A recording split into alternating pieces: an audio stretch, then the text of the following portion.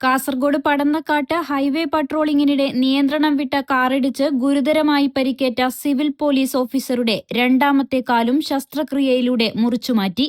മംഗളൂരുവിലെ ആശുപത്രിയിൽ ചികിത്സയിൽ കഴിയുന്ന പിലിക്കോട് സ്വദേശി KM സൂരജിന്റെ കാലാണ് മുറിച്ചുമാറ്റിയത്.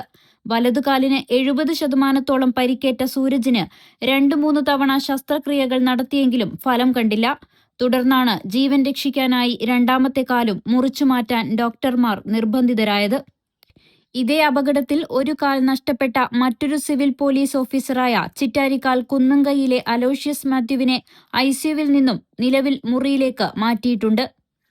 ഈ മാസം 18-നായിരുന്നു നാടിനെ നടുക്കിയ ആ ദാരുണ ദുരന്തം.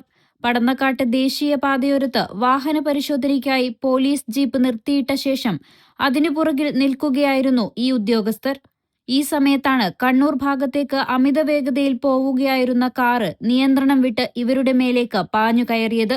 സൂരജിനെയും അലോഷ്യസിനെയും ഇടിച്ചു തെറിപ്പിച്ച കാറ് പോലീസ് ജീപ്പിന്റെ പിൻഭാഗത്താണ് ഇടിച്ചു നിന്നത്. ഇരുവാഹനങ്ങൾക്കും ഇടയിൽപ്പെടുകയായിരുന്നു രണ്ടുപേരും. ഉടൻ തന്നെ ഇവരെ കാഞ്ഞങ്ങാട്ടെ ആശുപത്രിയിലും പിന്നീട് വിദഗ്ധ ചികിത്സയ്ക്കായി മംഗളൂരിലേക്കും മാറ്റുകയായിരുന്നു. ജില്ലാ പോലീസ് ഹെഡ്ക്വാർട്ടേഴ്സിലെ ഉദ്യോഗസ്ഥരായ ഇരുവരും സഹപ്രവർത്തകർക്കും നാട്ടുകാർക്കും ഏറെ പ്രിയപ്പെട്ടവരാണ്.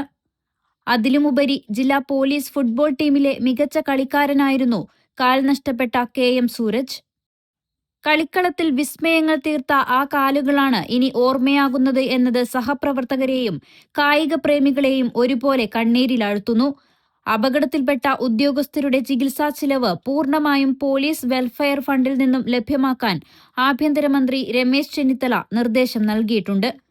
ഡ്യൂട്ടിക്കിടെയുണ്ടായ ഈ ദാരുണമായ അപകടത്തിന്റെ ഞെട്ടലിൽ നിന്നും കാസർകോട്ടെ പോലീസ് സേനയും നാട്ടുകാരും ഇപ്പോഴും മുക്തരായിട്ടില്ല. News 14 live, Kasaragod.